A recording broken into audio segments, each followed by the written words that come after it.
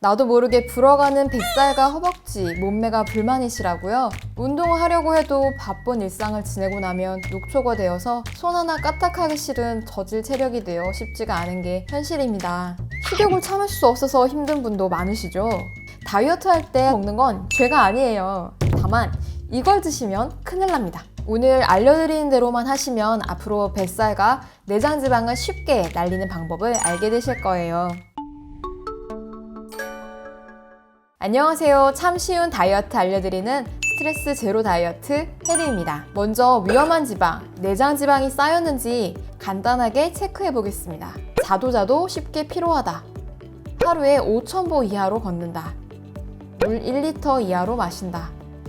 밥, 빵, 면, 탄수화물을 끊을 수가 없다. 배, 허벅지 등 살이 많은 곳을 잡으면 아프다. 네, 이런 분들이라면 지방 중에서도 내장 지방이 아닌가 체크를 해보셔야 돼요.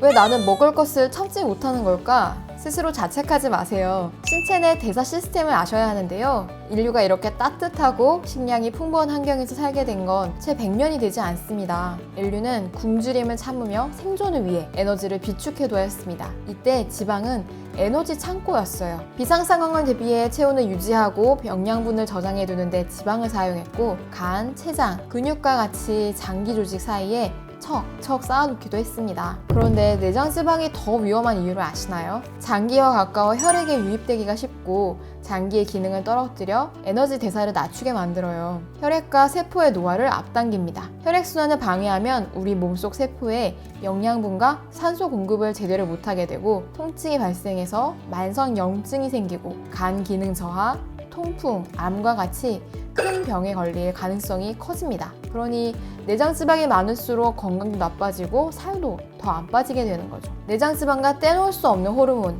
인슐린에 대해서도 한 번쯤은 들어보셨을 텐데요. 당뇨, 혈당 등 몸에 이상이 있으면 제일 먼저 듣는 단어죠. 인슐린은 포도당을 세포 안으로 넣고 지방을 지방세포에 저장하는 역할도 하는데요. 지방세포가 많아지면 지방세포가 인슐린 신호를 거부해서 역할을 잘 할 수가 없게 됩니다. 특히 탄수화물이 높은 식사를 하면 혈중 포도당과 인슐린 농도가 이렇게 나타납니다. 혈당 스파이크, 식후 혈당 수치가 높게 오른다. 인슐린 스파이크, 인슐린 분비가 크게 자극된다. 혈당 수치 급하락, 인슐린 농도 급하락, 에너지 부족. 기력이 저하되면서 당분 섭취 욕구가 증가하는 거죠. 이 회로 때문에 탄수화물을 많이 섭취하면 오히려 더 단 것이 땡기는 겁니다. 체지방 분해의 필수적인 요건은 혈액 속 인슐린 농도를 충분히 낮게 유지하는 것입니다. 즉 탄수화물이 혈액 내 충분해서 인슐린 농도가 높아져 있을 때는 지방이 분해되지가 않아요. 이때 체지방 분해는 억제하게 되는 거죠. 그리고 당장 쓰이지 못하는 포도당은 대부분 지방으로 바뀝니다. 인슐린 저항성이 높아지면 세포가 에너지를 제대로 공급받지 못해요. 그러면 뇌에서는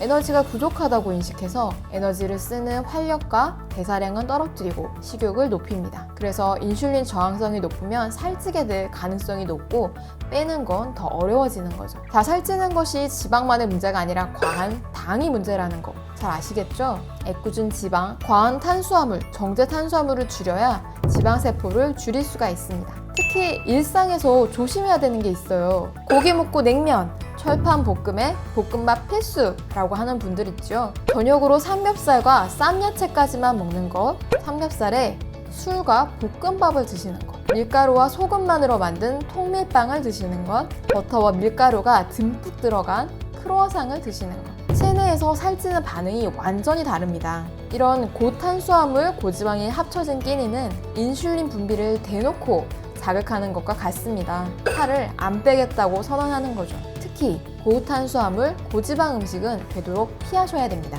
인슐린의 기능이 떨어지면 비만뿐 아니라 당뇨병에 걸릴 수도 있어서 매우 위험합니다. 아쉽지만 건강관리를 위해 두 영양소를 한 번에 많이 드시는 것은 지양하세요. 반면 삼겹살을 드시더라도 식이섬유가 충분한 쌈야채, 탄수화물로는 복합당인 현미나 통곡물을 드시면 천천히 소화되고 혈당 수치 또한 천천히 올리게 되니 서서히 건강한 식단으로 바꿔서 드셔보세요. 다이어트 참 쉽다. 건강을 위해서 구독, 좋아요, 알람 설정 부탁드립니다. 다이어트 화이팅!